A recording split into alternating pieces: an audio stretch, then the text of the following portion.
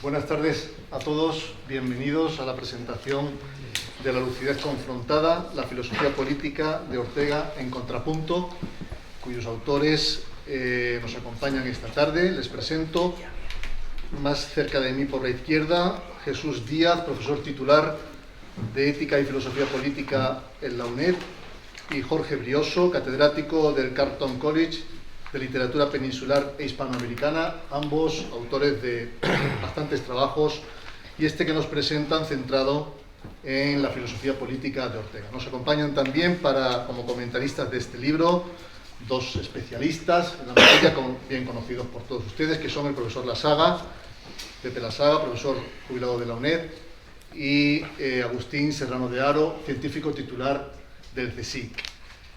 Este libro que vamos a comentar esta tarde, publicado por Tecnos, la editorial del Grupo Anaya, trata de presentarnos, como el propio título dice, un contrapunto sobre el pensamiento de Ortega. De hecho, una de las ideas que llaman la atención del prólogo y que desde el principio los autores ponen como precaución o prevención para el lector, es que es una obra que tratará de superar el internalismo, y llaman internalismo a una lectura que se ha hecho de Ortega excesivamente endogámica y poco sometida a la fricción, es la palabra que ellos utilizan, a la fricción del pensamiento de Ortega con otros autores de su tiempo. También creen los autores, y nos lo dicen en el prólogo, que hay un exceso de recepción acrítica de la obra de Ortega, y creen que se ha pasado, dicen ellos, que los tiempos reactivos han pasado y que la bibliografía orteguiana debería desprenderse de ese tic autodefensivo, como si la propia comunidad de estudiosos de Ortega, la propia comunidad de orteguianos, hubiera hecho una lectura poco crítica, defensiva, en cualquier caso protectora de la biografía y el pensamiento del propio Ortega. Por lo tanto, lo que pretenden Jorge y Jesús, con este punto de partida, diríamos, tan honesto, es invitarnos a los lectores a que reflexionemos sobre si realmente la obra de Ortega se puede someter a contrapunto, a fricción con otros autores contemporáneos de Ortega y contemporáneos nuestros también. Realmente la obra está atravesada por una lectura del pensamiento político de Ortega. De esto es principalmente de lo que trata el libro, pero no solo, porque el sentido de política y de filosofía política es bastante más extenso de lo que a priori pudiéramos pensar. Sí hay bueno, de hecho, uno de los primeros capítulos que se tratan es esta análisis, ¿no?, de si Ortega fue filósofo político y a la vez político. Por lo tanto, se repasa un poco el concepto que el propio Ortega ofrece de político como un hombre sometido al utilitarismo, ocupado, frente al filósofo, que sería un hombre preocupado. Y esa confrontación se repasa en diferentes textos de Ortega. Es una de las virtudes del libro. El libro, en realidad, la propuesta que nos hace es una relectura de distintos textos de Ortega en su contexto. Para que vean que no eluden ningún problema, si el asunto ya es problemático a priori, tal y como los propios autores nos avisan en el prólogo. Uno de los capítulos, por ejemplo el tercero, aborda nada más y nada menos que el problema de la Guerra Civil Española.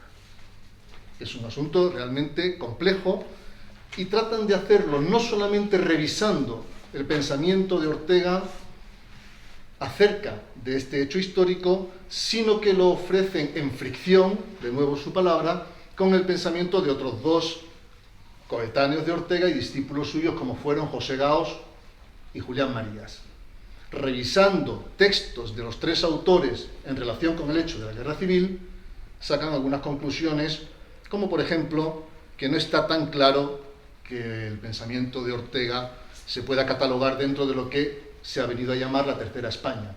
Ese grupo de intelectuales, bueno, que no se sabe muy bien, ¿no? Dicen ellos, ese conjunto de intelectuales, algunos de cuyos exponentes más emblemáticos serían Salvador de Madariaga, Alcalá Zamora, Mendizábal, que supuestamente habrían mantenido una estricta equidistancia entre el bando franquista y el republicano por radical desacuerdo con ambos.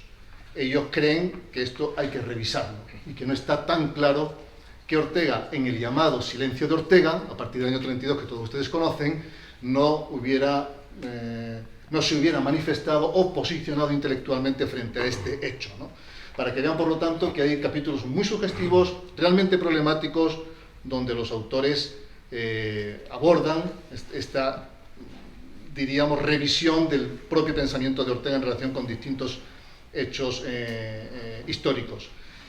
Pero, como les decía, el concepto de política en esta obra es algo más que la política stricto sensu. Es, de hecho, una interpretación amplia y extensa de la política, muy relacionada con la propia filosofía de Ortega, de la razón vital, de la razón biográfica y de la razón histórica. El capítulo, por ejemplo, cuarto, el filósofo y sus filosofías, les lleva a revisar dos textos de Ortega, que es Filosofía, del año 29, frente a un texto del año 41, que recordarán todos ustedes, en el que Ortega lo define como el peor año de mi vida, el año 41, en el que revisa esta propia concepción de filosofía. Si en el año 29 nos encontramos en los años 20 a un Ortega, digamos, más cercano, más próximo a las posiciones de la fenomenología de Husserl, más trascendental, diríamos, en el año 41, en el exilio, en ese contexto de melancolía, es una palabra que utilizan los autores, nos encontramos a un Ortega bastante más pragmático, hermenéutico en todo caso, que trascendental de la primera época. Y lo hacen revisando distintos textos del autor. Bueno, no me extiendo más, pero realmente os felicito a los dos autores porque creo que es una aproximación muy honesta a escapar, diríamos, de esta especie de cruzada de protección del pensamiento de Ortega, como si Ortega en cualquier caso nos necesitara a nosotros para defenderse, que no es el caso, ¿no? Y abordan, con un análisis muy exhaustivo de Ortega y de otros coetáneos de Ortega, el problema de su filosofía política. Hemos invitado a Agustín y a Pepe para que comenten el libro, y si os parece bien, intervenís vosotros ahora y después ya os damos la palabra a los autores. Empezamos contigo, Agustín. Muchas gracias. Pues nada, muchas gracias. Para mí es un verdadero gusto, es un placer estar en esta sede, entre estos amigos, y para presentar este libro, para presentar lo que, por lo menos en mi caso, realmente es también para celebrarlo. Y además, de hecho, la celebración, en fin, que yo he presentado consiste en introducirlo realmente ante quien no lo haya leído, y voy a insistir en algunos de los comentarios que ha anticipado ya Ignacio Blanco, ¿no? Yo creo que el libro, que es original, que es profundo, que está escrito a cuatro manos, a dos voces, es realmente una obra de contrapunto. Es una obra de contrapunto, como dice el subtítulo, la filosofía política de Ortega en contrapunto, pero justamente no se trata de que cada uno de los autores emita en una voz distinta, con una melodía propia. Por supuesto, ambos firman conjuntamente los 7 capítulos, y también algo más que un prólogo, ¿no? que es la introducción. Y es verdad que en las páginas de agradecimiento, ni siquiera antes del prólogo, ellos confiesan, en cierto modo, que no están en una consonancia total hasta el último detalle de las palabras publicadas, ¿no? Pero yo la verdad es que debo confesar que mi oído no ha detectado en ningún momento, en ninguna página, no sé, a la voz Brioso por sobre la voz Díaz, o al revés, al tono Díaz interfiriendo en la onda Brioso, ¿no? Así que yo creo que la polifonía que existe, y que es la que yo voy a comentar, a distinguir varios sentidos, ¿no?, es de otro orden. El primer orden de esa polifonía es, desde luego, el tema mismo de la obra, en el sentido en que el acercamiento a la filosofía política de Ortega es, por una parte, realmente la reivindicación de un pensador de la política, no ya un metafísico que distrae ocios en la política, o un filósofo de la historia que amplía consideraciones, ¿no?, con la vida política y con las problemáticas de la vida pública, ¿no? un pensador, por tanto, que realmente busca tematizar el origen, el sentido, la relación con las estructuras más radicales de la vida humana que tiene la política, pero al mismo tiempo, y es la distinción que ha apuntado Ignacio Blanco y que a mí también me ha llamado la atención, que al mismo tiempo es un pensador político. Y ahora lo que se quiere decir es un filósofo implicado en las circunstancias y en las coyunturas de la vida pública de su tiempo, algunas esperanzadoras, otras desastrosas, algunas intermedias, etc., ¿no? Por tanto, yo creo que el libro está muy claramente escrito con esta mirada doble al filósofo político y al político de ideas, que es como ellos lo llaman también, ¿no?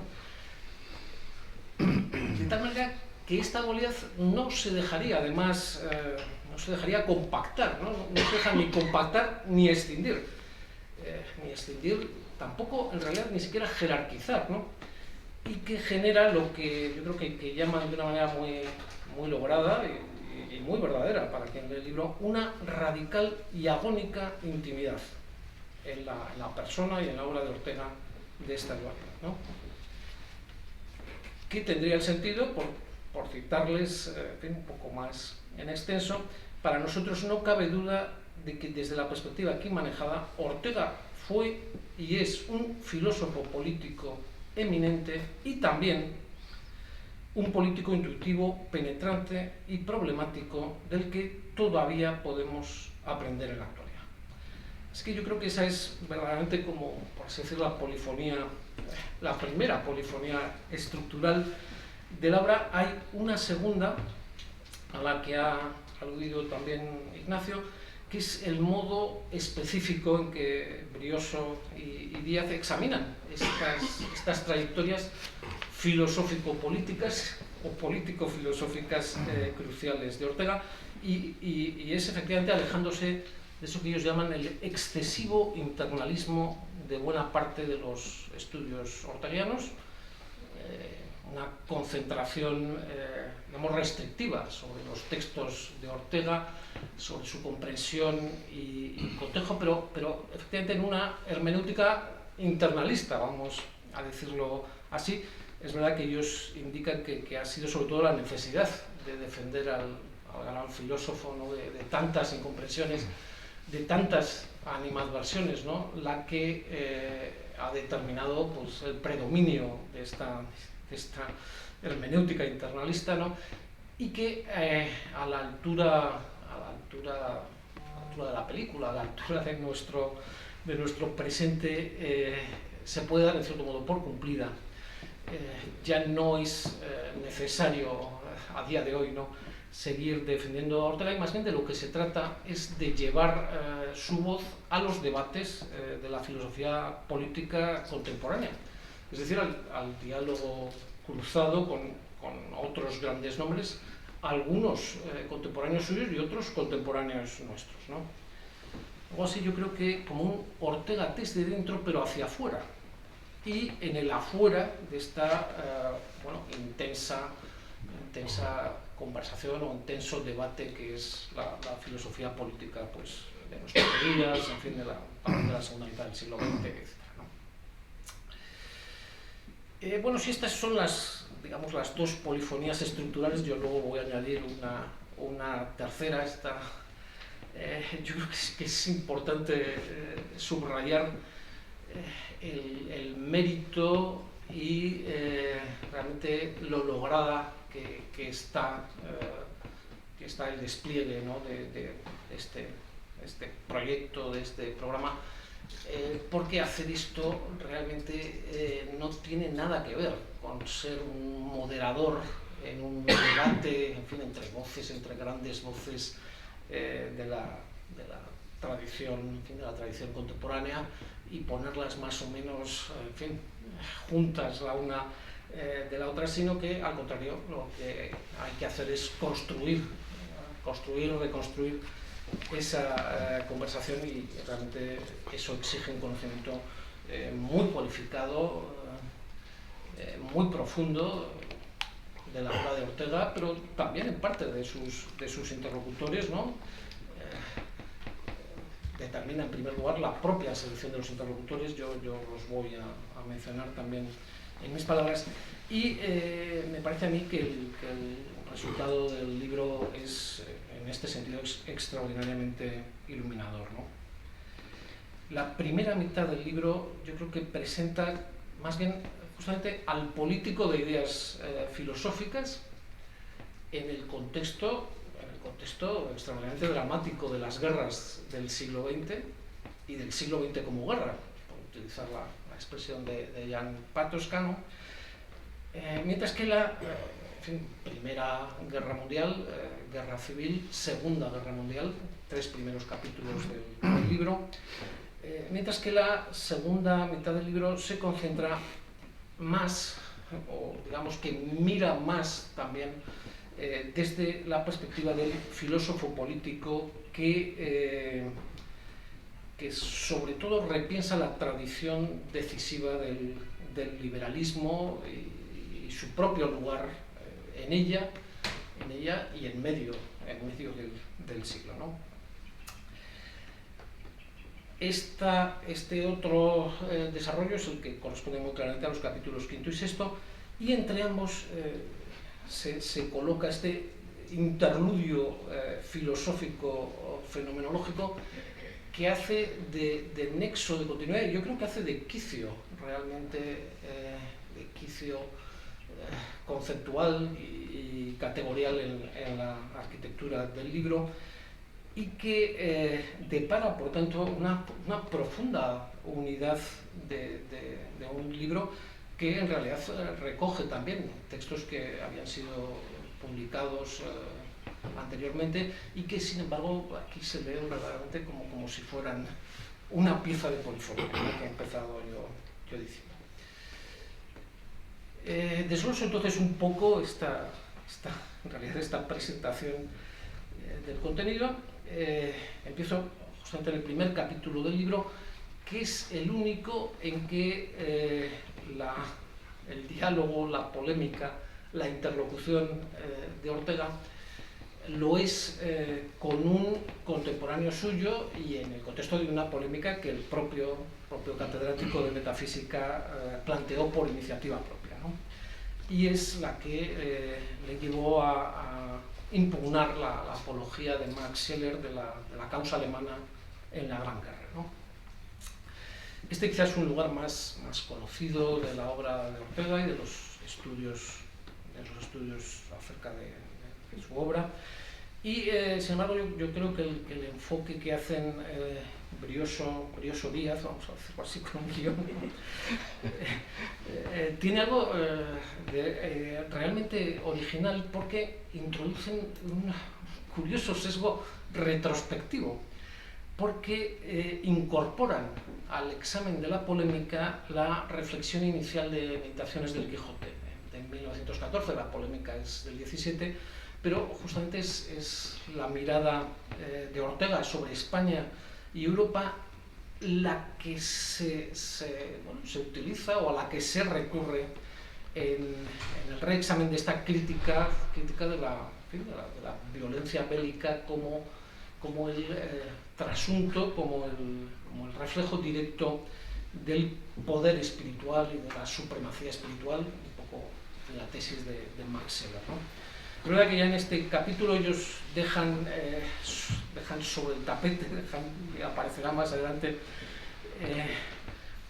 un Ortega quizá demasiado confiado acerca de la posibilidad de discriminar nobleza de vulgaridad, por así decirlo, y por tanto de integrar las desigualdades legítimas que Ortega le reconoce a Scheler en la coexistencia social, en la coexistencia política, en la coexistencia incluso de la comunidad de naciones, ¿no?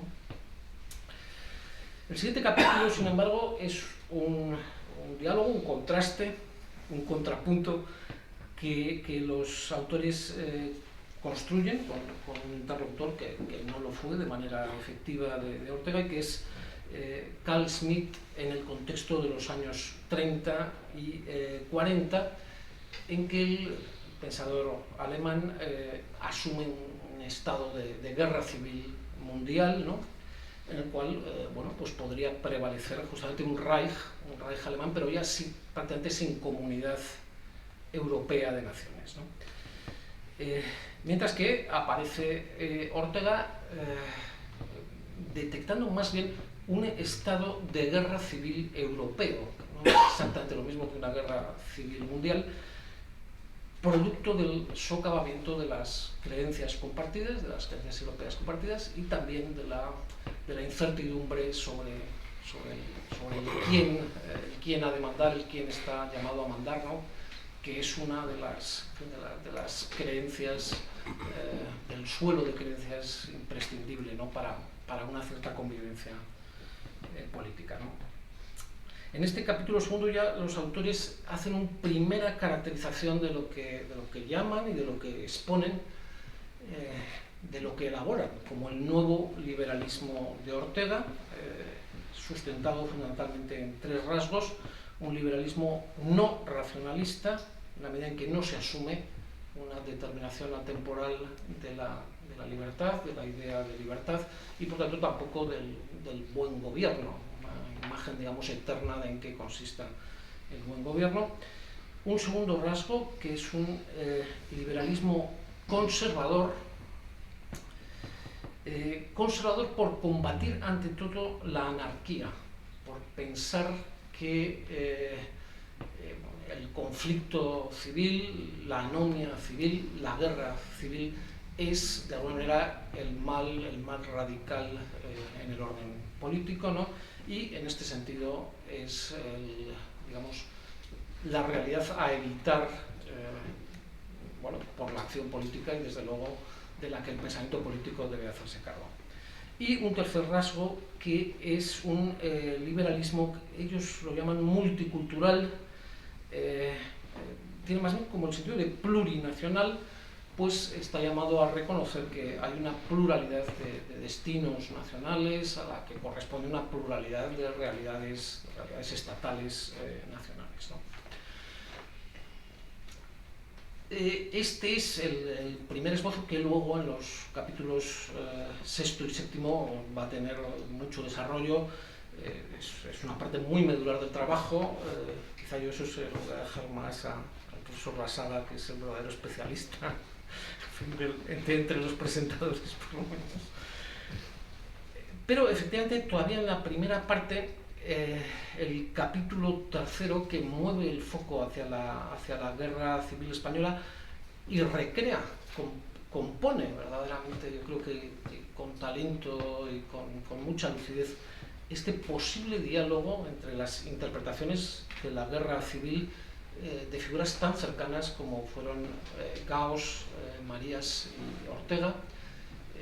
Compone el diálogo sobre textos suyos justamente de estos años, 36-37, la interpretación que hace Gauss como representante de la República en el exterior, en un viaje a Oslo, la que va a publicar Marías en el año 37, más bien como en claves alegóricas, y la que bueno, insinuó Ortega, o se reconstruye en el libro como la posición interpretativa de Ortega, echábase también de silencios, de alusiones indirectas, de actitudes, etc., ¿no? Por tanto, aquí hay un cuadro de tomas de postura de intelectuales extraordinariamente próximos entre ellos. De alguna manera es como el triángulo básico de la Escuela de Madrid, in statu nascendi, ¿no? Casi en el momento mismo, en los años inmediatos a su nacimiento, y sin embargo discrepantes sobre el acontecimiento determinante de la vida española del siglo XX, ¿no? Tiene tanto interés este capítulo que yo me voy a permitir un reparo menor a la exposición.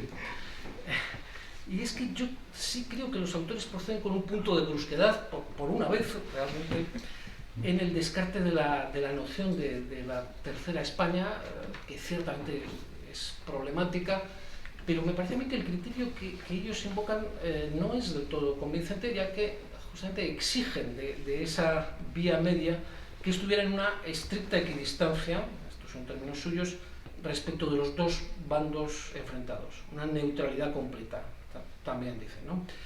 Y mi opinión es, en cambio, que para admitir una cierta operatividad de la noción bastaría con un desacuerdo básico y fundamental respecto de ambos bandos enfrentados,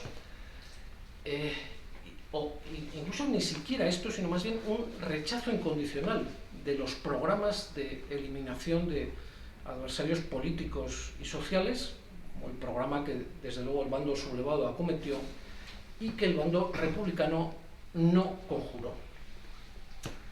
Y por tanto, aunque la noción siga siendo problemática, yo creo que hay un sentido nada irrelevante en que el Ortega liberal conservador encaja de manera legítima en esta doble resistencia simultánea a la revolución y a la reacción, ¿no? Dado que ambas pasan necesariamente por una conquista del poder con exclusión incondicional de adversarios, en fin, o de la pluralidad, ¿no? Pero bueno, esto realmente es un reparo banal, porque es verdad que ellos tampoco se extienden en esta cuestión, ¿no? Paso entonces a referirme a la segunda parte del trabajo, en que esa agónica intimidad a la que yo me he referido parte más de la filosofía política como tal, y también desde ella sigue mirando, digamos, a la realidad política, y como he dicho, yo creo que aquí el libro hace una contribución sólida, sustantiva, a esta definición, o a esta mejor determinación de lo que es el liberalismo de Ortega. Son dos últimos capítulos, pero son realmente los más extensos del libro, y que tienen por punto de partida la convicción de los autores, Brioso Díaz, ¿no?, de que la adhesión explícita de Ortega a la tradición liberal, explícita, expresa, no debe confundir, como ha ocurrido muchas veces, así lo indican ellos, no debe confundir acerca de lo difícil de urbanizar, de lo peculiar e incómoda que resulta esta pertenencia de Ortega a esa tradición, ¿no? Frente a referentes inequívocos del pensamiento político del siglo XX, ellos mismos citan un Popper, un Raymond Aron, un Hayek. El liberalismo de Ortega es una filosofía política que necesita de un apellido descriptivo e identificador. Es verdad que en parte lo es este añadido de conservador, liberalismo conservador, en el sentido que yo he mencionado, es decir, en el sentido de que la evitación de la discordia política, de la anarquía social, es una condición absoluta del ejercicio de las libertades individuales, es en cierta manera en ese sentido incluso previa a ellas, y es la tarea del quehacer político. Pero además en el sentido de que las libertades liberales, así las llaman, es una expresión del propio Ortega, ¿no? Yo creo, las libertades liberales son hijas de una historia contingente en que la vida como libertad, y este yo creo que es el nudo del argumento, la vida como libertad ha encontrado otros cauces de realización y otras formas de concreción que no han pasado justamente por las libertades liberales.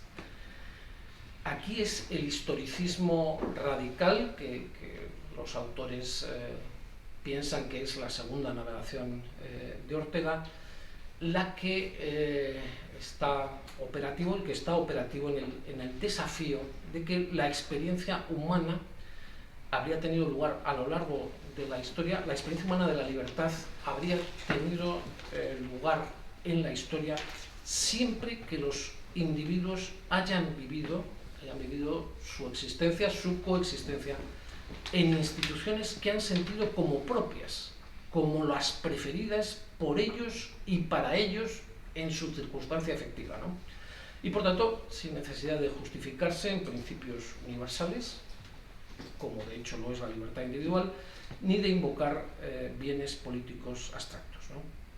El ejemplo sacado de Ortega, por supuesto, el ciudadano romano con una mano en el arado y la otra en la espada no habría necesitado en absoluto de la libertad de conciencia, de la libertad económica, el libre comercio, etc., ¿no?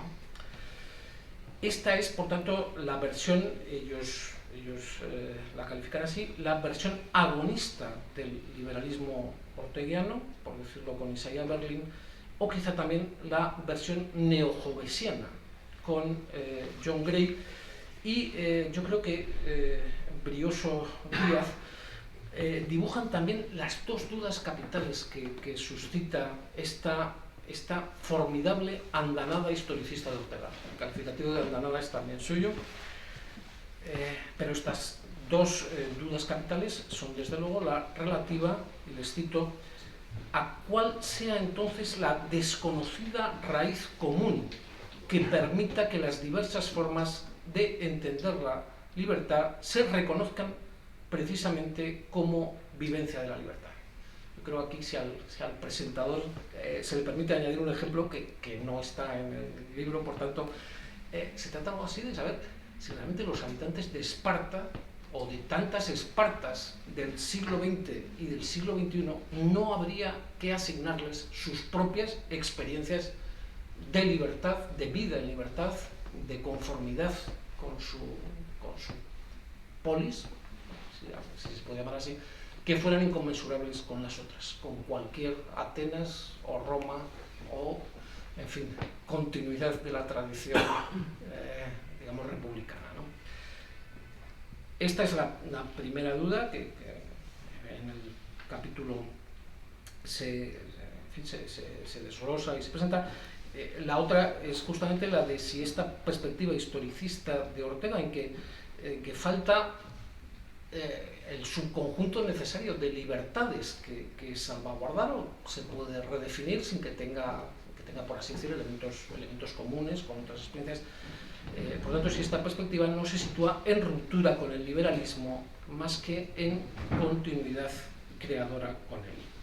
Yo creo que ellos dejan abiertos esta discusión, dejan abiertas estas dudas, y yo creo que lo que también se observa, aunque sea, bueno, en este caso retrospectivamente, es la extraordinaria importancia que en la discusión tiene el interludio filosófico fenomenológico, que es un capítulo anterior, y en que se presentan las dos ideas orteguianas de la filosofía que coinciden efectivamente con las que él navegó, con las que él surcó, ¿no? Y si la segunda, el giro radicalmente contingente, deflacionista e histórico, de su filosofía en estos años, en que también se rechaza toda meditación teórica fundamental sobre la condición humana, más allá justamente de su contingencia integral. La duda que a mí me ha quedado, quiero decirlo así, es si en la presentación del giro de la segunda navegación los autores no lo saludan con más fervor, no, la palabra, con más cercanía, con más favor, ¿no? Del que tienen luego por ese mismo giro a la vista de las perplejidades políticas en que parece que se encuentra el lado salvaje de la razón histórica. Y de nuevo es expresión suya, ¿no?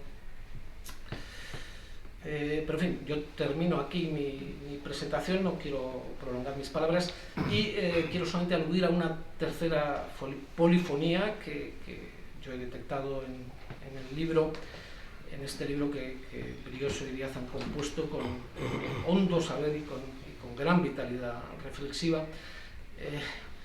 Pero hay un último registro de polifonía que yo creo que concierne a la llamativa generosidad con que en estas páginas se acoge a los estudiosos contemporáneos de Ortega, realmente sean españoles, sean hispanoamericanos, hispanistas, coincidentes con sus perspectivas, discrepantes de ellas.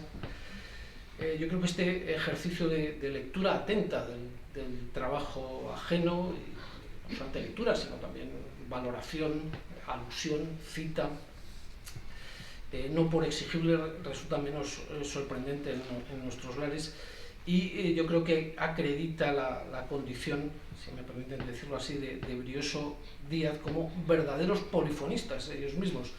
Son unos auténticos dialogadores vocacionales, casi podríamos decir unos dialogantes profesionales. Pero lo que también creo es que la calidad indiscutible del libro y su importancia teórica para las discusiones venideras sobre la filosofía política de Ortega se benefician no poco de este talante de sus autores, a los que felicito muy cordialmente. Y bueno, esto es todo por mi parte. Agustín.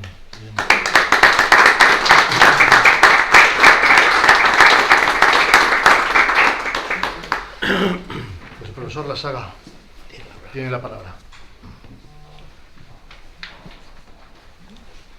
Bueno, hablar el último siempre es la faena más expuesta.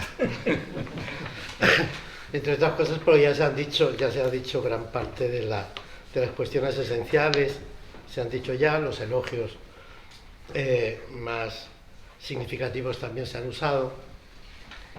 Y como yo sabía que iba a hablar el último, porque así Agustín me lo había pedido, entonces yo decidí escribir mi intervención, también por otra razón, por la extraordinaria complejidad, y eso ya tanto la intervención de Ignacio como la de Agustín han subrayado eso, la extraordinaria complejidad y riqueza del libro. Entonces, si uno fía a la espontaneidad,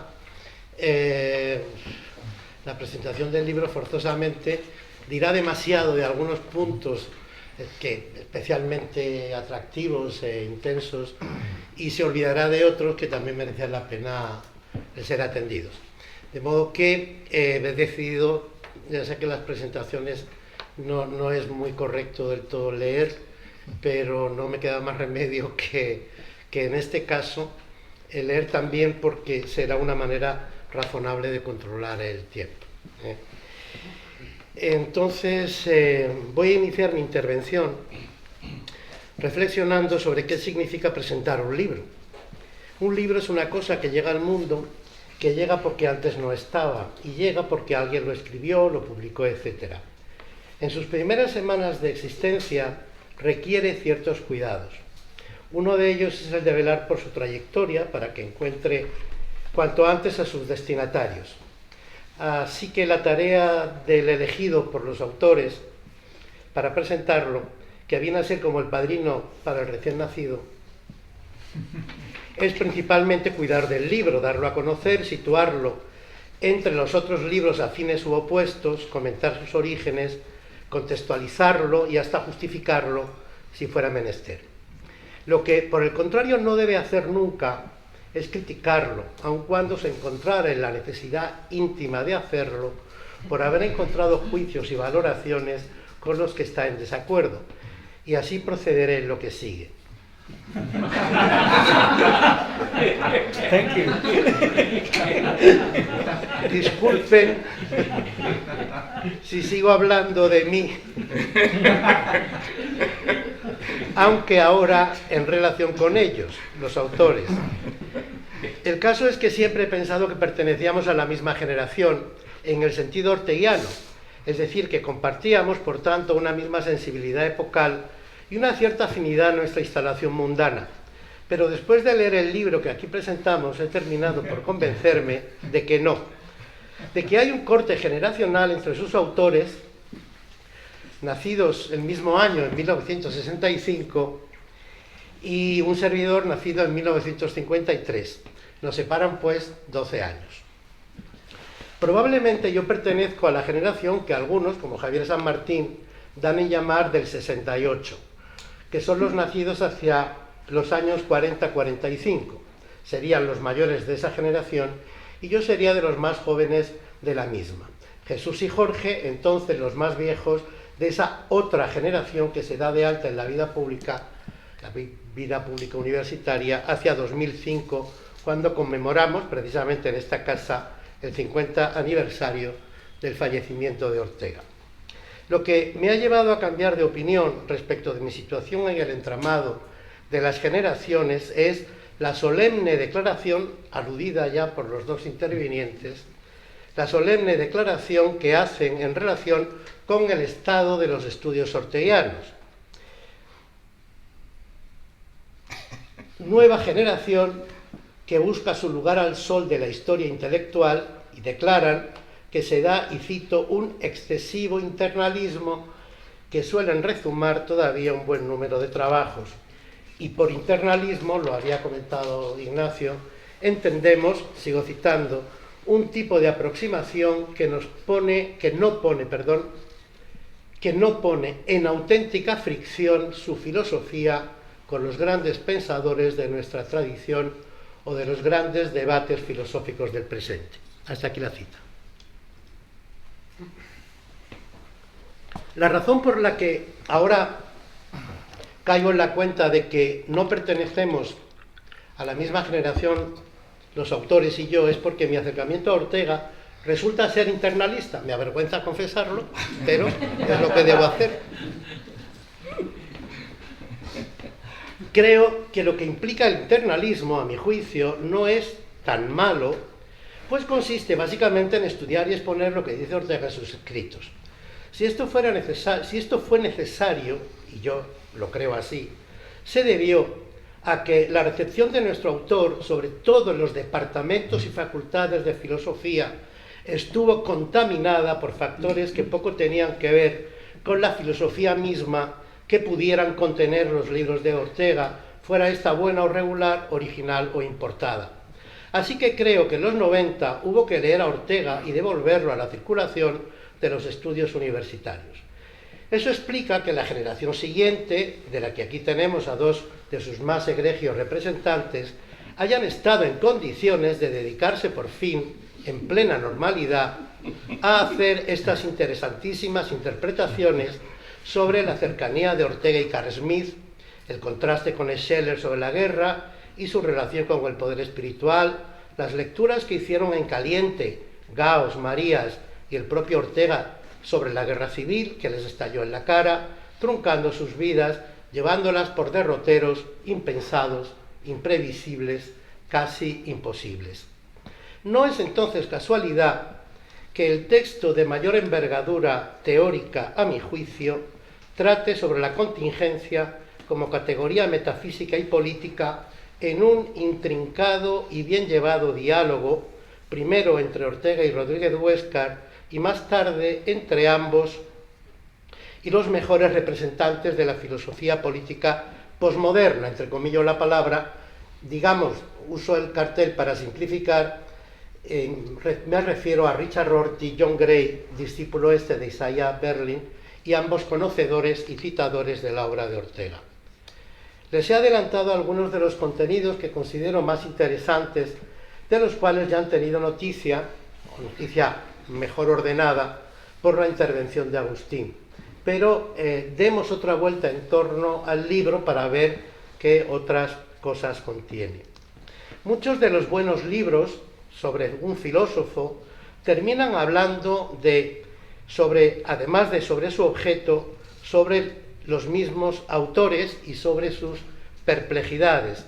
Uso la palabra perplejidad con toda intención porque el libro le está dedicado a Javier Muguerza, cuyo último libro fue precisamente un hermoso tratado sobre la perplejidad. Bien, yo diría que es el caso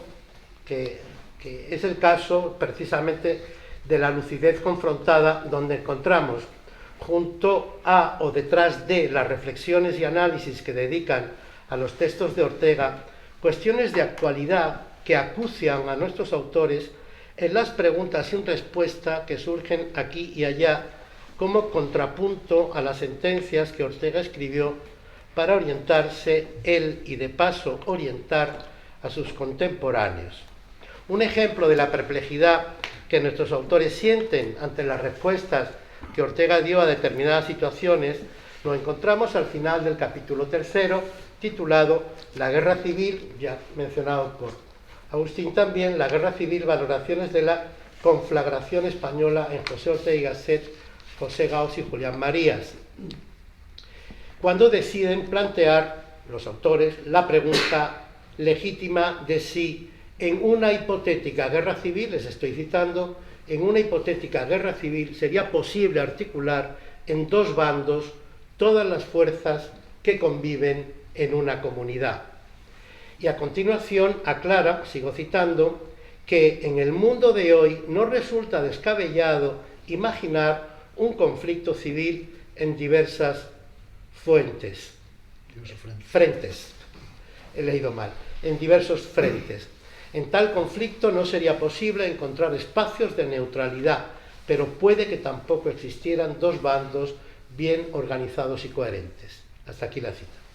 En efecto, puede que sí y puede que no. De la perplejidad en torno al dilema de Solón que nuestros autores aplican al silencio de Ortega, es decir, a su comportamiento ante el conflicto de la guerra civil, nuestros autores, después, enfrían, permítaseme el coloquialismo, el discurso regresando a temas de más calado filosófico.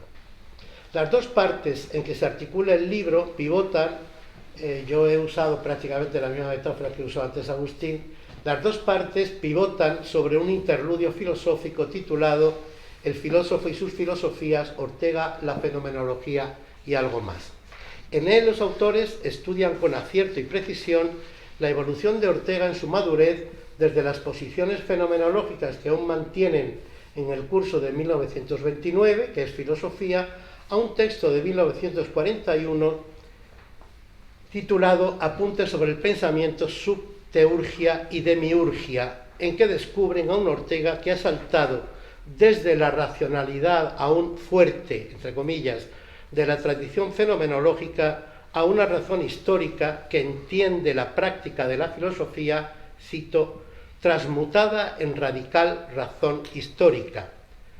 Hasta aquí la expresión de ellos, lo que significa, entre otras cosas, que la realidad de la vida humana se historiza absolutamente de acuerdo con el conocido filosofema, hagamos un homenaje a José Gaos de pasada, el conocido filosofema de historia como sistema, el hombre carece de naturaleza. Entramos entonces en un plano filosófico distinto del que ocupaba la vieja razón idealista de inspiración kantiana. Los autores interpretan que Ortega ha presentado su solicitud para ingresar en el club de los posmodernos, aunque no les termina de gustar el término, lo subrayo también. Pero las afinidades que describen con Rorty, sobre todo, o con la hermenéutica posgadameriana, no deja lugar a dudas de dónde ven situado al Ortega de la razón histórica. Creo que aciertan porque el esfuerzo por desmontar los andamios de la razón idealista sin recaer en el positivismo ramplón del siglo XIX o en el más sofisticado pero puramente negativo del análisis anglosajón, le obligaron a extremar su circunstancialismo y su perspectivismo, pero sin caer nunca, esto ya es un juicio mío, sin caer nunca, o al menos no sin levantarse de nuevo, sin caer nunca, pero levantándose, en la negación de que la búsqueda de la verdad es aquello que justifica la existencia de la filosofía. Eso sí, dejando la puerta entreabierta, puerta que nuestros autores abren un poco más, al hecho de que la filosofía puede desaparecer en un futuro no demasiado remoto. Ese es un tema que ellos tratan con mucha justeza y con mucha profundidad. Es un tema que está en el último Ortega, naturalmente, la idea que di por Leibniz, y en textos afines. Pero creo que en Ortega la razón histórica, y aquí me permito también una pequeña falta de acuerdo, pero creo que en Ortega la razón histórica es compatible con una noción fuerte de realidad que la disciplinaría, la limitaría y la orientaría. Antes de este centro del libro, que funciona, ya lo he dicho, como acceso al Ortega maduro de la segunda navegación, hay 3 capítulos a los que me he referido de pasada y en los que me detengo un poco más ahora. El nervio del libro puede describirse como la búsqueda de una dimensión política de las ideas de Ortega en su braceo constante, expresión que ellos usan, para salvar la circunstancia histórica. Y eso referido a nosotros, es decir, a la actualidad que compartimos con los autores, y de ahí que las perplejidades de Ortega sean reexaminadas, ya lo he dicho antes, y contrastadas con las suyas. Los análisis sobre Meditaciones del Quijote, la guerra, la ingeniosa lectura de la reforma de la cultura europea que Ortega preconiza en el citado libro, transformada en nada menos que una propuesta de paz perpetua para la salvación de una Europa que iniciaba la destrucción de sí misma, son los asuntos que desgranan en este primer capítulo que a la postre se propone examinar si Meditaciones alcanza la categoría de texto clásico. Entienden por tal, cito, el que ha sido capaz de leer las urgencias que le impuso su tiempo y el nuestro. No les desvelo la respuesta. Búsquenla en la coda del capítulo que se titula, paradójicamente, La inactualidad de un clásico.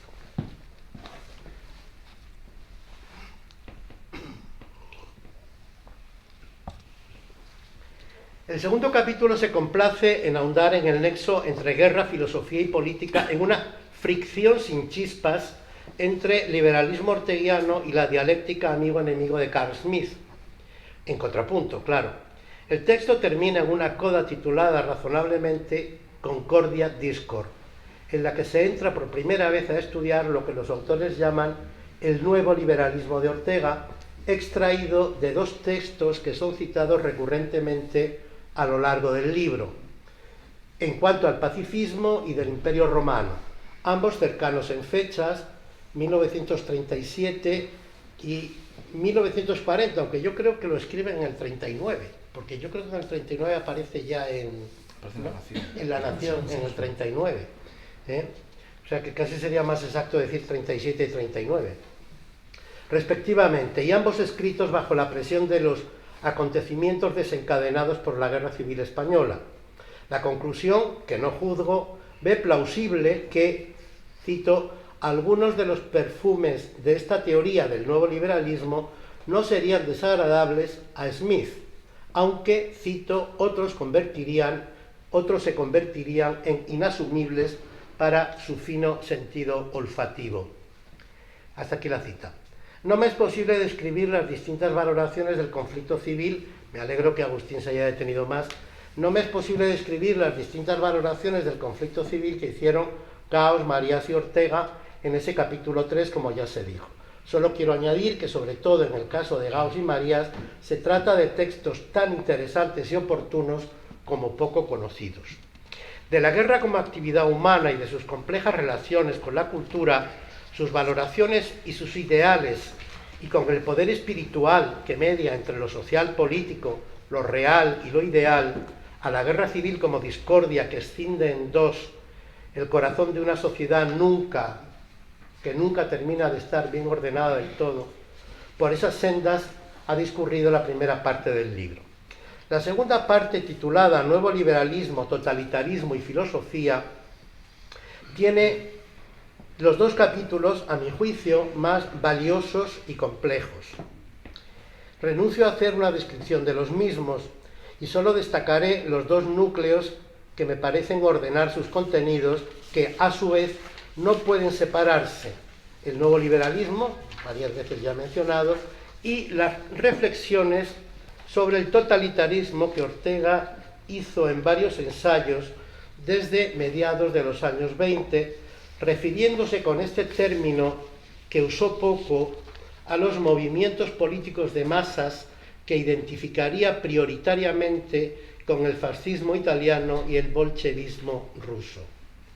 Probablemente hay una relación dialéctica entre el totalitarismo propiciado por los movimientos de rebelión de las masas europeas, la guerra civil europea, que viene a ser su primer y principal efecto, y el nuevo liberalismo al que nuestros autores vuelven reiteradamente, citando insistentemente los mismos textos del Imperio Romano sobre las críticas al viejo liberalismo y la fisonomía de ese nuevo liberalismo menos partidario de la libertad negativa y más de un Estado fuerte capaz de embridar a la ciudadanía.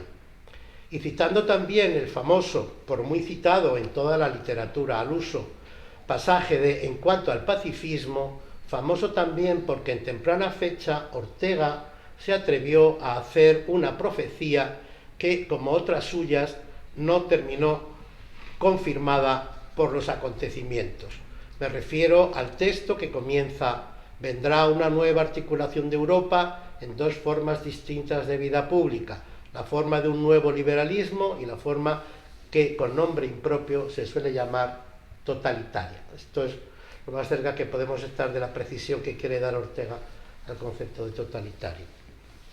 Siento dejar sin tocar asuntos tan suculentos como los análisis de la contingencia en la vida humana y su proyección sobre el yo y la contingentia mundi, la expectativa de la esperanza que Huéscar descubre en el lado bueno de la contingencia y la interpretación de la zona oscura de la contingencia y sus efectos sobre las políticas liberales de Ortega y Grey, situados por nuestros autores en las antípodas respecto de la relación positiva que Rorty establece entre contingencia y democracia.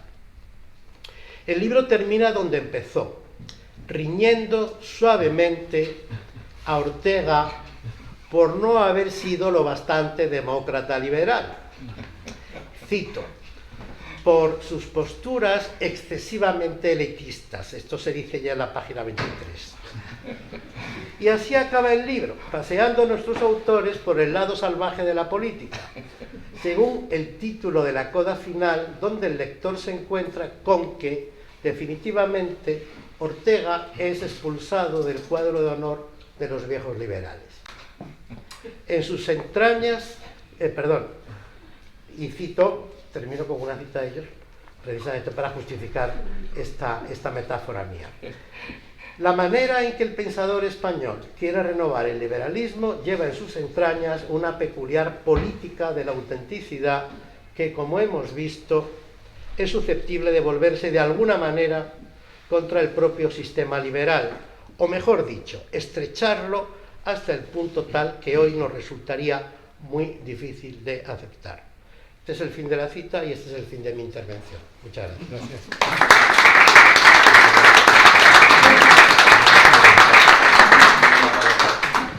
Bueno, ya ven que no les anticipaba nada que no se haya puesto de manifiesto. El libro es un libro comprometido y no eluden el debate, ninguno de los dos autores. A mí me ocurre, como muy bien explicaba Agustín, que no sabe uno distinguir muy bien dónde termina Jesús y empieza Jorge, o viceversa.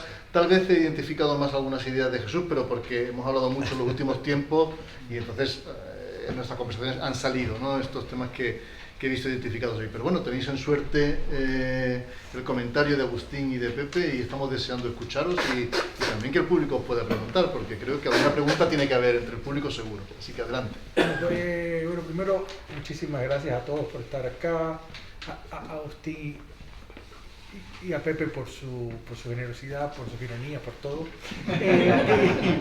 Y quiero dedicar esta presentación a dos grandes amigas y profesoras mías de la Universidad de La Habana que están atrás. En lo último, Teresa Delgado y May Mateo. Le quiero dedicar a ellas la presentación.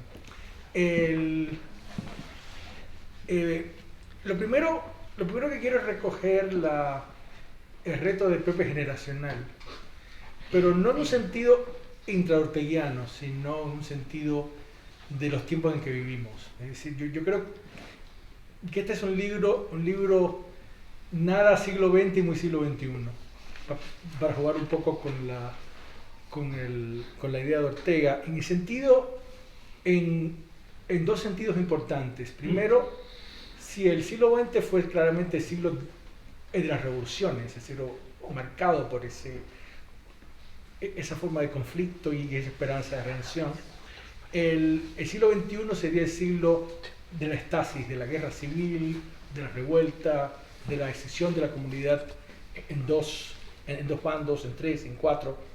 Y de alguna manera Es decir, casi todo liberal del siglo XXI es un liberal conservador, en el sentido de que su gran preocupación es la que no se disuelva el orden civil. Habría sin duda otras posturas políticas que verían en el momento instituyente, en el momento de revuelta, una posibilidad emancipatoria, pero realmente yo creo que casi todo liberal ahora estaría más cercana a esa posición que nosotros describimos en el libro. Una segunda cosa importante, es decir, si Ortega tuvo dificultad para encajar su pensamiento político en particular en el orden que se estableció post Segunda Guerra Mundial en Occidente, donde la democracia liberal se convirtió en una especie de norma incontestada, al menos de un lado del muro, y luego con la caída del muro en todo el hemisferio occidental, volvemos a estar en un momento en que la democracia liberal está profundamente cuestionada y que además ha perdido la adhesión de una parte importante de la ciudadanía. Si todo filósofo, si toda exégesis se veía obligada a buscar puntos de contacto, coincidencias, afinidades, continuidades entre el pensamiento de Ortega y la democracia occidental, yo creo que ahora es el lado salvaje, contestatario, profundamente crítico de ese modelo de convivencia. Es hora de que lo escuchemos con toda la fuerza que tiene y con toda la urgencia que tiene para nosotros, no solo en el sentido de la capacidad de diagnosticar ese tipo de fuerzas, sino que nosotros estamos enfrentados a dilemas bastante similares. Y en ese sentido yo reivindico, digamos, la lectura que hacemos en el libro. Hay otra, y con respecto a lo de la tercera España, yo sí reivindico un poco lo que dijo Pepe en la última cita que recupera el libro. Yo no creo que en las guerras civiles haya zonas de neutralidad. Es muy probable de que todas las fuerzas no puedan entrar en dos bandos y que haya terceras posturas, cuartas y quintas, pero no menos beligerantes y no menos agónicas. Y es un poco, yo creo que es esa la intención. Y en ese sentido, la anécdota de Solón que recupera el libro, dice Solón que digamos que no se caracterizaba para nada por su radicalidad, sino todo lo contrario, que en un conflicto civil los que no participaran eran condenados a la atimia, a la expulsión de la comunidad política. Es decir, lo que se condenaba era la no participación. Se tenía que tomar un bando. Se puede ser neutral en otro tipo de conflicto, pero no en el conflicto dentro de una ciudad, dentro de una comunidad política. Bueno, eso para empezar. Bueno, yo, en fin, estoy muy agradecido primero al público que ha venido, muchos de ellos amigos y amigas. Espero que no sean un puro público cautivo, ¿no? Y que por lo menos algo de lo que estemos diciendo aquí, de lo que pueda decir el libro, si lo leen en su momento, pues les pueda interesar. Con esa intención fue escrito. Muy agradecido también a Agustín y a Pepe y a Ignacio, ¿no? A Agustín y a Pepe por sus presentaciones estupendas. Cuando uno escucha la presentación de Agustín, ¿no?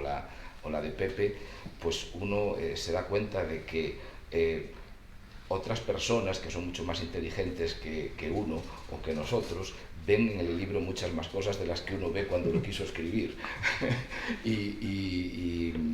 y además con tino, ¿no? A mí me pasó releyendo estos días un poco algunas partes del texto, ¿no? Para, bueno, en fin, para mantener aquí una conversación filosófica que pudiera ser quizá de interés. Es verdad que iban saliendo cosas que cuando uno está escribiendo, no sé si Jorge tendrá, pero yo creo que hemos compartido esta experiencia también, ¿no?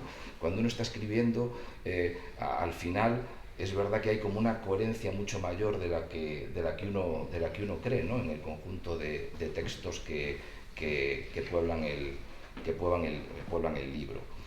Decir algo de la intrahistoria. La intrahistoria es un proyecto de investigación en el que estaban ellos dos, estaba también José Emilio, en fin, un proyecto de investigación que tuvimos sobre la escuela de Madrid. Y ahí Jorge y yo, pues de una manera, como sucede en la vida de tantas veces, ¿no? Y que es tan orteguiana a la vez, pues azarosa, decidimos, bueno, ¿por qué no empezamos? Teníamos intereses comunes, ¿por qué no empezamos a escribir a cuatro manos algunos textos? Y así nacieron estos textos, la mayoría, excepto el prólogo inicial, nacieron como intervenciones en seminarios, en congresos, en ponencias, que me alegro mucho lo que dice Agustín, que no se noten las dos voces, porque es verdad que hemos hecho un gran esfuerzo para que eso sea así, pero también los dos yo creo que podemos atestiguar que hemos tenido nuestras riñas, ¿no? Y nuestras peleas filosóficas y nuestros, digamos, desacuerdos, ¿no? Y como los dos somos bastante tozudos y cabezotas, no era fácil, digamos, llegar a pactos liberales. Tú más que yo.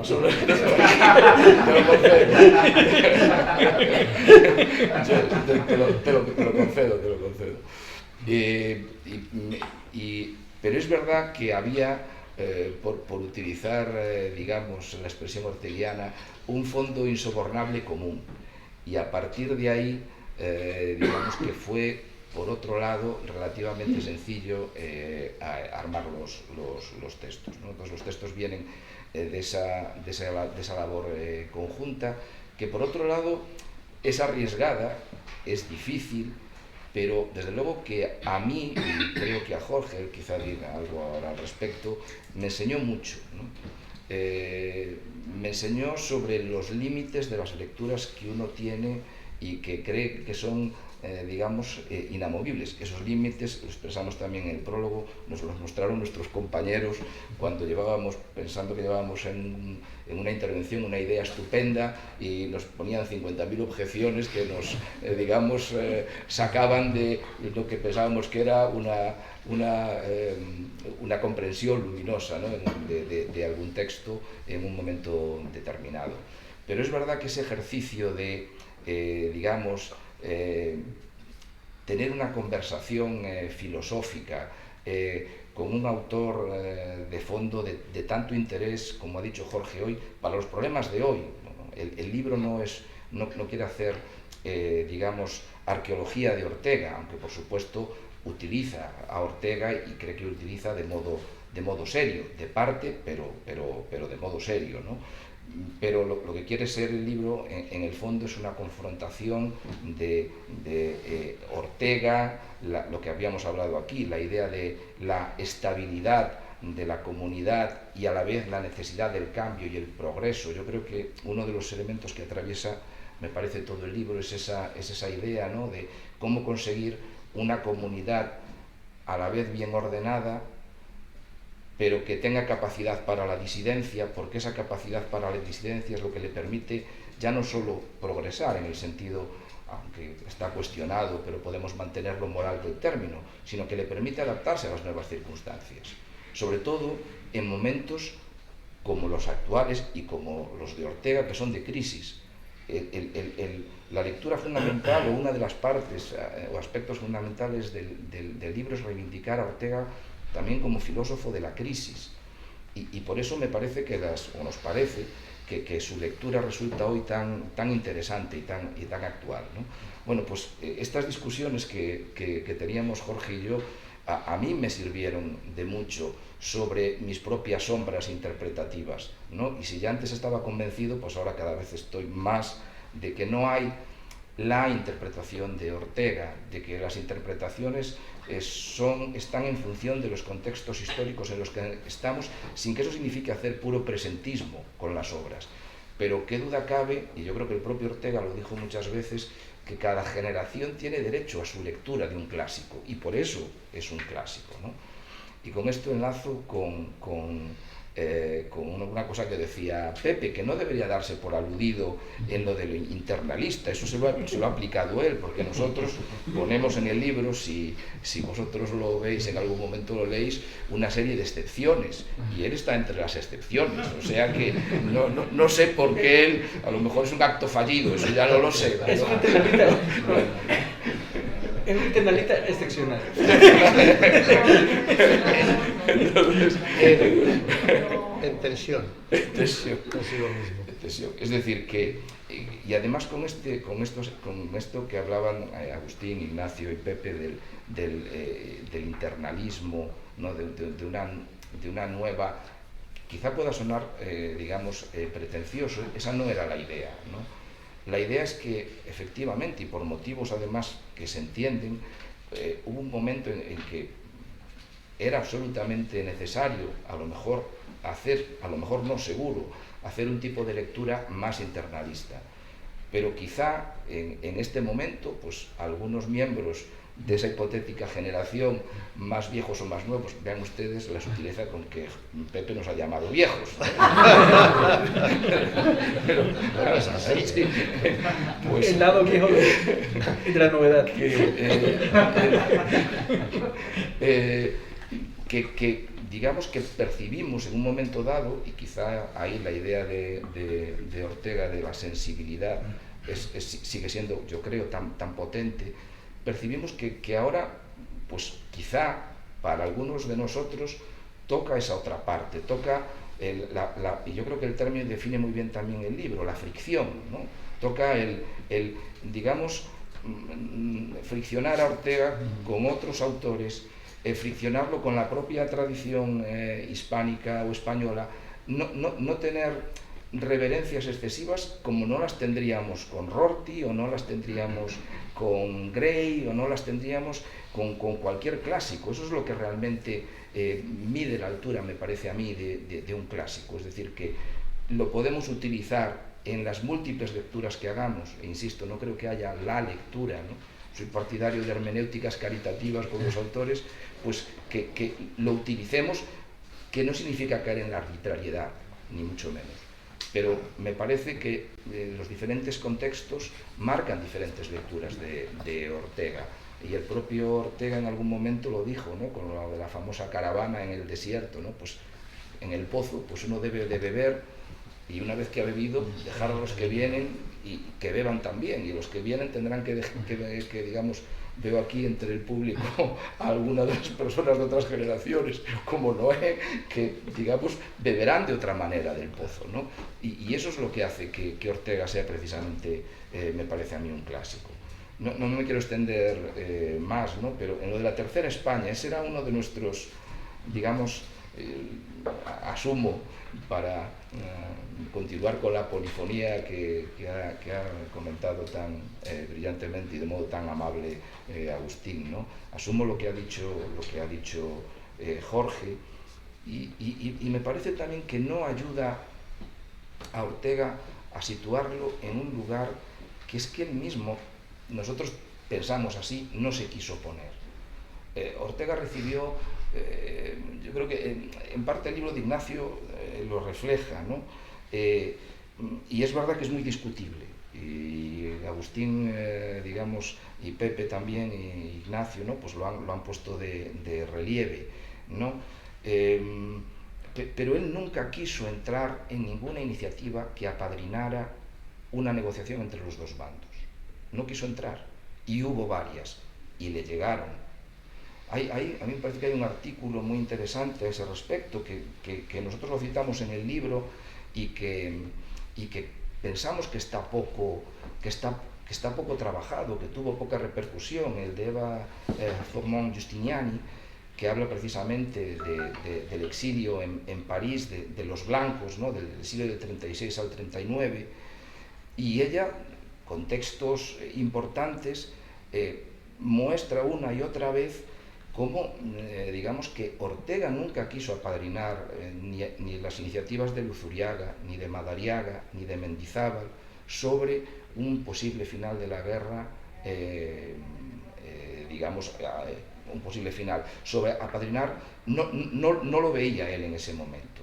No veía apadrinar un final de la guerra civil en esas iniciativas. Es decir, que Ortega, en esta cuestión, es nosotros la manera en que lo vemos, y desde luego es criticable y desde luego completamente enmendable.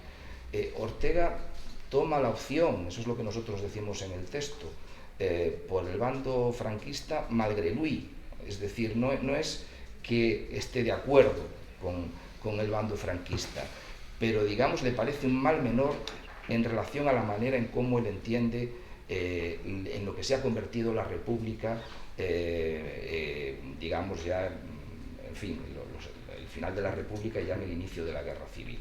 Y además que hay elementos personales, en fin, el tenerse que refugiar, que están también detrás. En fin, es verdad que todo eso es muy polémico, pero además todo eso tampoco va en desdoro de Ortega. Yo creo que tenemos que normalizar en las discusiones sobre el pensamiento español, sobre la filosofía política española, sobre el tratamiento sobre ese periodo, la guerra civil, el franquismo, tenemos que normalizar las discusiones, y eso no significa condenar a Ortega a nada. Ortega, además, en ese punto toma una postura como la de tantos otros liberales europeos del momento, no es una excepción, ¿no? Nosotros tratamos de mostrar un poco eso a través de la categoría de nuevo liberalismo, en fin,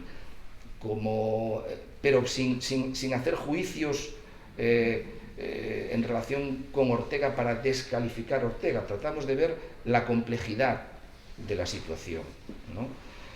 En fin, tendríamos probablemente mucho de que hablar, mucho en lo que discrepar, pero me parece que eso es lo interesante de una buena conversación filosófica, el tener puntos de vista distintos. Nosotros en eso, en principio, creo que somos perspectivistas, los dos, asumimos que, en fin, tratamos de ser veraces, pero veraces de parte, ¿no? Incardinados en la parte en la que están, subjetivamente veraces, como decía José Gás, ¿no?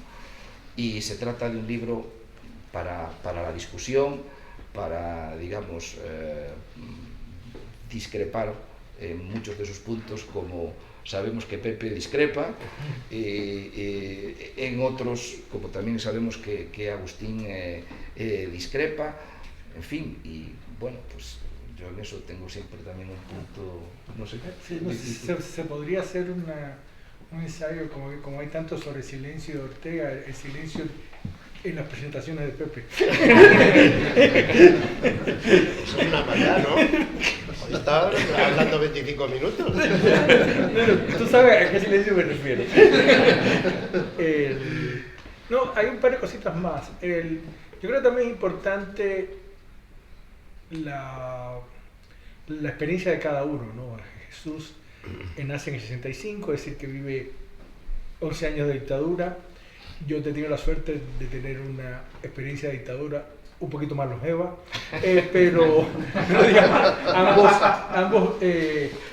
ambos sufrimos. Pero curiosamente en guerras civiles, revoluciones, etcétera, donde ganan los bandos opuestos, se supone.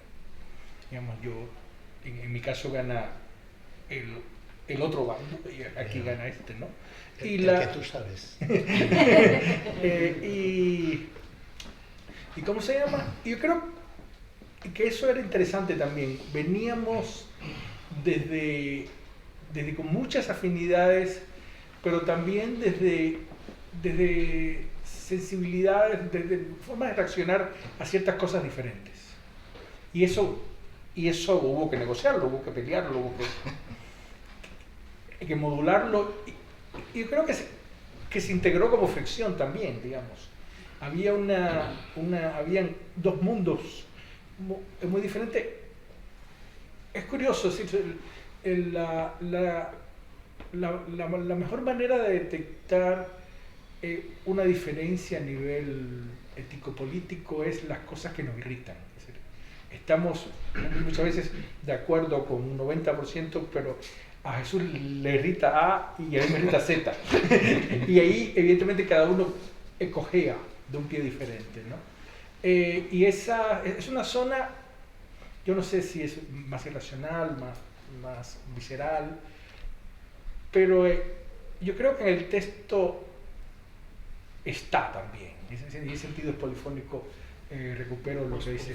Es decir, hay un rumor de fondo también que alimenta los debates. Hay una cosa que dijo Agustín que me interesó también, y era comentar que éramos como, y creo que tienes razón, que éramos como más osados cuando se hablaba de lo contingente a nivel metafísico primario, y éramos mucho más cautelosos cuando esa contingencia se traducía en convivencia política. Y yo creo que es cierto, decíamos, la filosofía primera, o la metafísica, o la ontología, como la quieran llamar, yo creo que tiene más capacidad de experimentar, de llevar el sentido a su extremo, que respecto luego, cuando ya proponemos un modelo de convivencia, hay que andar un poquito más despacio. Y es cierto que los libros, no sé, por ejemplo, quizás el libro que a mí me gustaría vivir sería la sociedad que describe John Rawls en Teoría de la Justicia, pero es el libro más aburrido que yo me he leído en mi vida.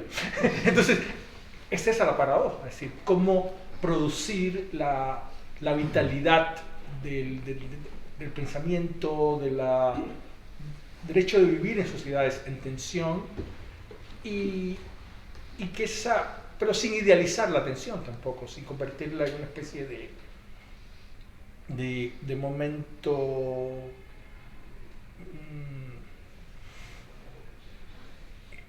con el cual se puede convivir con facilidad. Es decir, los conflictos son muy interesantes en los libros, pero en la vida son muy duros.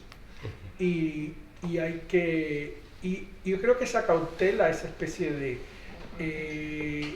nos las enseñó un poco en la experiencia biográfica de cada uno. Y siento que Ortega también tiene sus cautelas, y en cierto sentido, cuando él insiste una y otra vez que su pensamiento no es político, yo creo que esa es una forma de cautela también, y quizás no fuimos totalmente justos con esa cautela en el libro, a pesar de que el libro intenta dar cuenta de la dimensión política que tiene su pensamiento, tanto a nivel de filosofía política como de alguien que opina sobre su tiempo, ¿no? Bueno, ya ven que el libro es muy, muy sugerente. Yo les invito a que lo lean. Ahí fuera hay una mesa llena de ejemplares para que los compren. Y asegúrate la próxima vez de que haya libros en la biblioteca antes de estas reuniones. De los que vayamos a presentar, dice. Ah, sí, sí. Se han mandado 7 ejemplares. No, seguro, pero en la biblioteca no había uno esta mañana. Ah, se han mandado, pues no estarán prestados, pero se han mandado 7 ejemplares y están, vamos. No, me dijo, nos lo dan después. Bueno, pero para que vean que lo que aquí se ha... Hay uno para Pepe Varela, sí. No. Porque está en la biblioteca. No, pero vamos, encantado. Y para que vean que no es digamos, una incitación de los presentadores del libro, sino que realmente el libro tiene párrafos tan sugerentes o sugestivos como este, que en 10 segundos les leo. Ortega está diciendo en privado, por mucho que tratara en ocasiones de embozarlo, que la república que él había contribuido a traer no era ya un régimen liberal demócrata homologable al resto de los europeos, sino que había sido secuestrada y aniquilada por comunistas, marxistas y anarquistas, convirtiéndola en un peculiar sistema despótico, revolucionario y dictatorial ajeno a la verdad viviente del pueblo español. La república en la que se ha convertido es una especie de anti-España, y respecto a los sublevados los considera un mal menor ante una ideología que resulta ajena a la nación. El exceso de nacionalismo del bando nacional le disgustaba, pero más le disgustaba el internacionalismo del otro bando, una idea utópica, descabellada, vieja, barata y primitiva, causante en gran medida de las presentes angustias. Así pues, para Ortega la reivindicación nacional de los sublevados parece más acorde con la marcha de la historia y con el destino de esa Europa cosmopolita. Es una página en la que yo había subrayado un par de párrafos que completan, como pueden ver, con la palabra escrita de los autores, algunas de las ideas que han rondado la presentación de este libro. Y ahora entiendo que habrá interés o ganas por parte del público de hacer alguna pregunta. Es el momento. Profesor Varela. En este tema de la guerra civil, en tres figuras que me parece muy interesante, estoy deseando leerlo: Ortega, Marías y Gaos, ¿no? Claro, estos temas, vamos a ver, son experiencias biográficas que cambian. Lo que acaba de leer Ignacio no es lo mismo en Ortega, que sale de aquí en agosto del 36, porque cree que le van a matar, y que Besteiro le advierte que no vaya a la facultad porque le están esperando, y que Gaos luego dice: usted, ya en París, le dice a Garo, usted me salvó la vida, y se jugó la suya, estando Ortega muy enfermo, recién operado, en un hospital de París. Y efectivamente Gaos tuvo un problema. Ese Ortega es muy distinto a esos efectos de cómo ve la tragedia de guerra civil, o significativamente matizable de el Ortega de después de la guerra o al final de la guerra civil. Es decir, las experiencias de el asesinato de Federico García Lorca y de Leopoldo Alas, el rector en Oviedo, empieza a ver las cosas de una manera muy distinta. Cree que eso que piensa que puede ser algo parecido a un golpe militar, digamos, no del 19, pero sí algo efímero, como intervención militar, luego ve las cosas de una manera muy distinta. Entonces, son experiencias que cambian con los años y con lo que uno ve, ¿no? Y lo que uno experimenta y percibe, ¿no? Eso yo creo que es, claro, no es difícil, no es fácil de investigar, pero esos cambios, ¿no? Por lo menos esas matizaciones, ¿no? Sí hay algo entre los dos bandos que yo creo que es significativo, ¿no? Y con lo cual yo no estoy de acuerdo con Ortega, ¿no? Pero es significativo.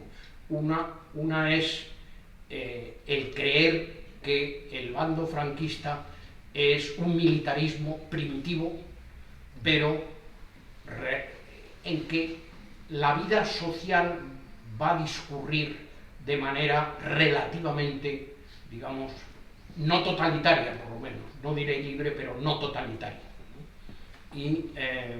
Y del lado, digamos, bolchevique, o lo que él piensa, o lo que él ha vivido como algo parecido a eso, que él piensa que ahí sí se puede producir una sociedad muy cercana al totalitarismo. Eso sí me parece que está, tanto en Ortega, como, ya que estamos en esta casa, como Marañón, ¿no? Pero sus experiencias son muy distintas. Las experiencias de la gente, hablamos por ejemplo de Marañón, claro, Marañón como médico se dedica a estar en un hospital cuidando a gente, y además entra en España diciendo, hombre, toda la sublevación es un disparate, y se mete en un hospital a cuidar a gente, pero lo llaman a una checa y sale descamisado, medio golpeado, y sin corbata. Claro, de ahí la experiencia es traumática, y es de ver cómo salgo de aquí. Me parece que eso, es decir, las experiencias son muy importantes y cambian, me parece que son cambiantes, ¿no? En esto de la guerra, en fin, son 3 años, es una experiencia larga.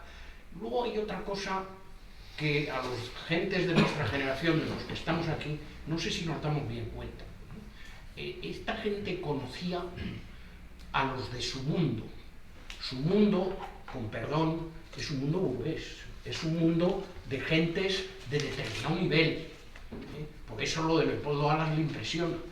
Pero, en fin, la columna de la muerte de Yahweh, es decir, de matar a jornaleros y obreros, eso no lo ve hasta en París, cuando vienen las hermanas de este Martínez Sierra, el comediógrafo, el de Canción de Cuna. Una sale de un lado y otra de otro, y estaban refugiadas en la Rue Gros, en la casa que había alquilado Ortega, y no se escuchaban, cada una hablaba de una cosa.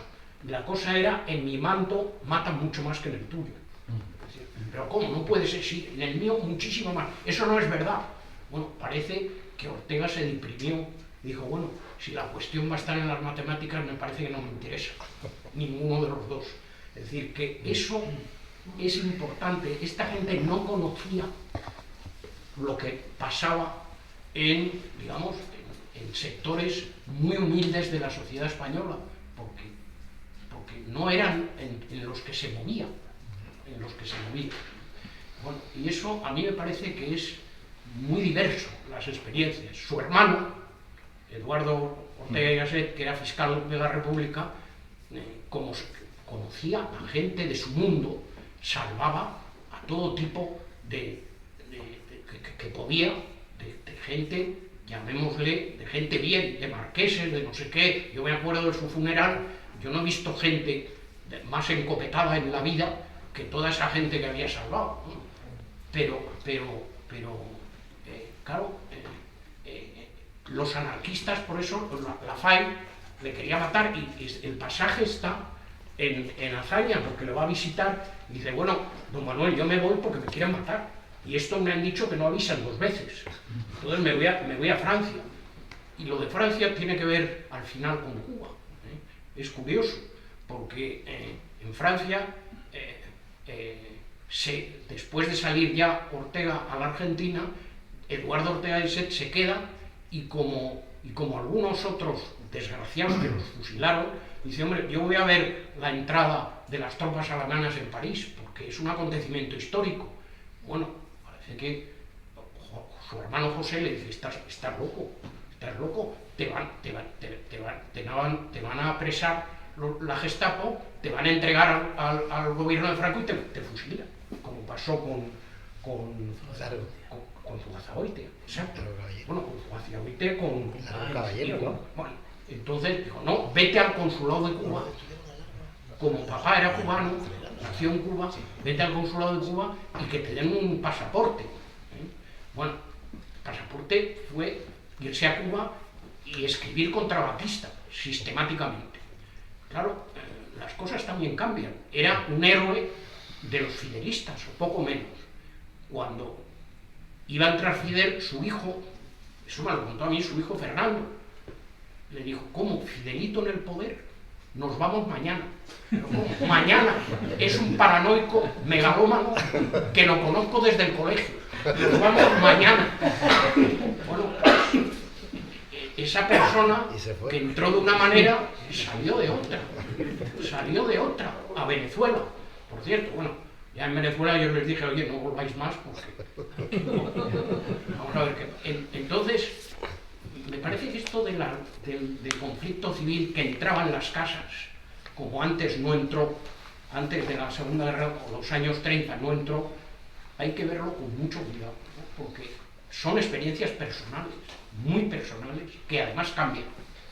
No, perdón por el rollo, pero nada. Muchas gracias.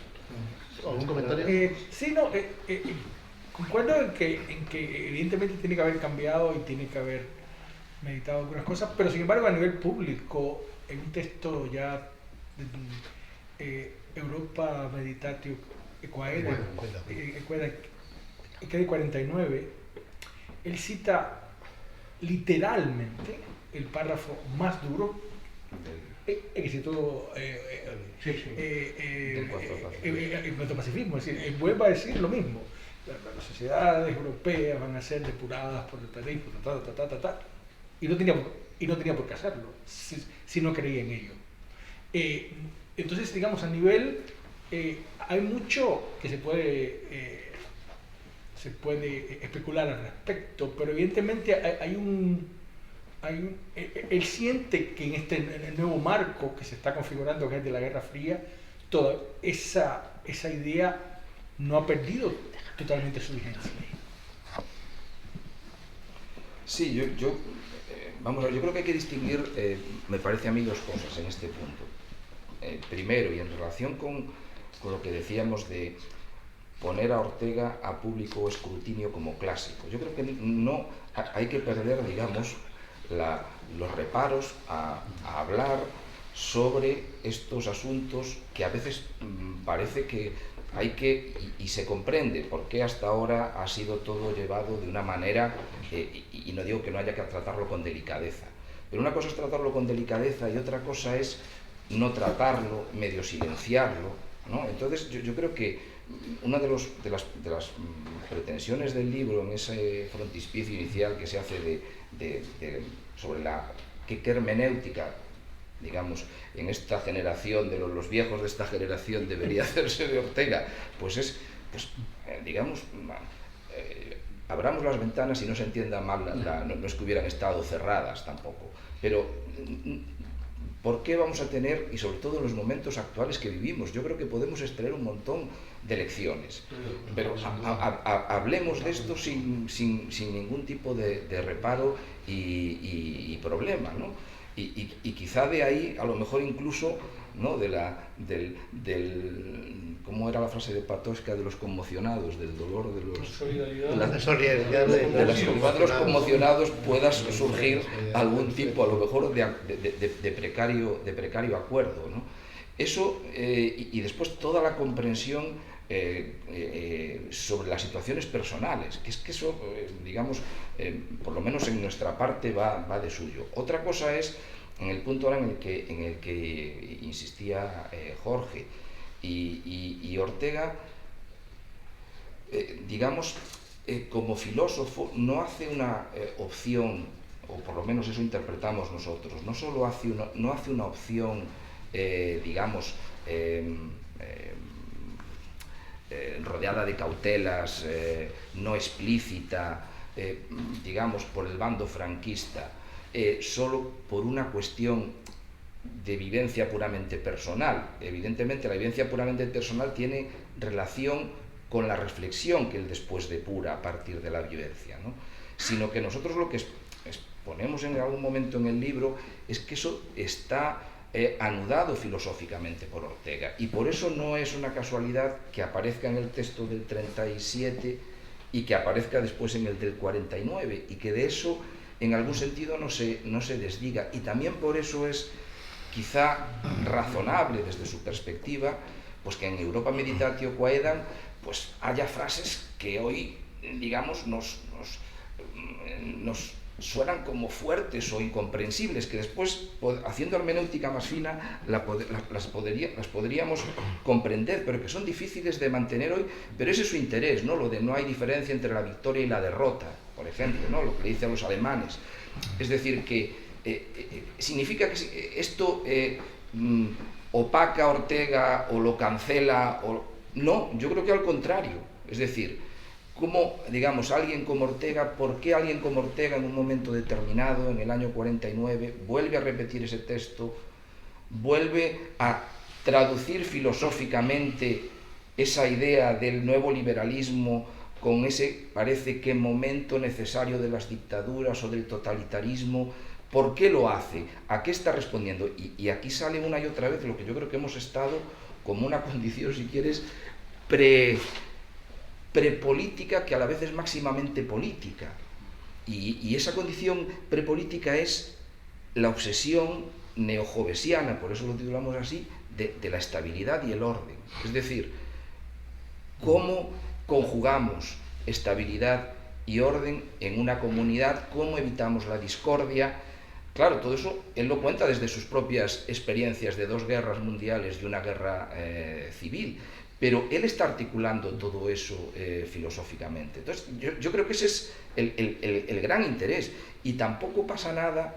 Yo, por ejemplo, que en ese punto me siento bastante alejado o muy alejado de la tesis orteguiana y de lo que entiende por nuevo liberalismo, pues, sin embargo, eso no me impide a mí reconocer la grandeza de Ortega para pensar el asunto. Al revés, por eso es lo de no digamos, afeitar los punzantes pinchazos que nos pueda dar Ortega, porque nos los está dando por un motivo, y ese motivo es cómo pensar la convivencia civil y la estabilidad, cómo pensarla y a la vez combinarla con el progreso, y a la vez combinarla con el cambio, ¿no? Y eso es un poco lo que hemos querido, mal que bien, ir armando en algunas de las tesis que hemos mantenido en el libro. Yo he pedido la palabra, bueno, me parece importante, y yo creo que no nos ha dicho, aunque yo creo que lo estamos pensando la mayoría, que es que en el 49, cuando Ortega repite ese texto, lo repite en Berlín.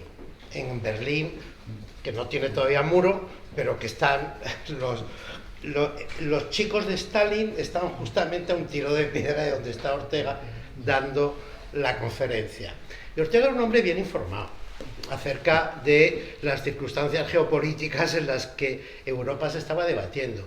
Y si nosotros ahora, en fin, hacemos un ejercicio de recuperación histórica y nos situamos en el 49, sabiendo lo que podíamos saber si viviéramos en el 49, la Europa del Este, yo creo que podía ser vivida como una amenaza por parte de Ortega. ¿Me permites una pregunta solo en relación a esto? ¿Tú crees que un Raymond Aron diría eso? Y por eso nosotros hablamos de la Raymond Aron se jugó su prestigio defendiendo. Calla, a ver, que, que se lo jugó. Se jugó su prestigio dirigiendo una revista financiada por la CIA, los Cuadernos para la Libertad y la Cultura, creo que se llamaban, ¿no? Exactamente, y por tanto no fue ni mucho menos, es decir, la preocupación por defender la Europa occidental y las libertades de la amenaza de los rusos del Este. Raymond Aron la había asumido tal. Si es un problema de estilo, si es un problema que a Ortega se le calentaba un poco la boca, bueno, yo te lo concedo. Pero las ideas estaban. La idea que tenía Ortega era que efectivamente Stalin era una amenaza objetiva para Europa. O sea, eso me parece, decir eso. Se había producido el golpe de Praga. Claro, y ya se había producido el golpe de Praga. Perfecto, pero Polonia, etcétera, ¿no? O sea, que es que me parece. Yo concuerdo con que es una amenaza para Europa, pero de todas maneras lo que no se suele decir es la solución que él ve para eso y que él sigue manteniendo. Es decir, la solución es que las democracias liberales apuesten por órdenes autoritarios para defenderse de esa amenaza. Y eso puede ser objetable o no. Yo estoy diciendo, no es un juicio moral el que hago. Y además, yo creo, y por eso digo que es una lectura muy siglo XXI.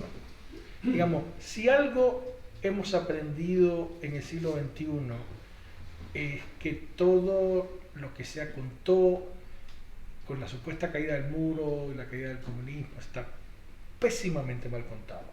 Lo que se cayó fue un orden geopolítico, sí, donde llegaban los tanques rusos, caían en un bloque, donde llegaban los tanques americanos y caían en otro bloque. No hubo Europa del Este, hubo tanques rusos que llegaron a ese lugar y que impusieron una forma de vida. En los países donde hubo revoluciones propias, el mío, China, Vietnam, Nicaragua. en Nicaragua cayó, les digo lo que se mantiene.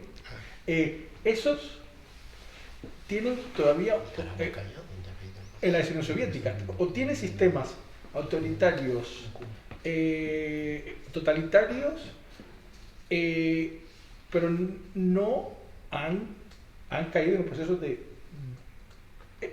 democratización que se supone. Entonces, yo creo que eso es altamente actual y altamente polémico. Es decir, ambas cosas a la vez. Es decir, yo creo que no hay que lavarle la cara, hay que asumirle con el fango en su cara y con el fango mío. Muy bien, yo creo son las 8 menos 10, va casi para 2 horas que estamos aquí hablando. Muchísimas gracias a Agustín y Pepe por nuestra lectura tan interesante y sobre todo gracias a los dos autores y mucho éxito. Gracias a vosotros. Gracias. Gracias.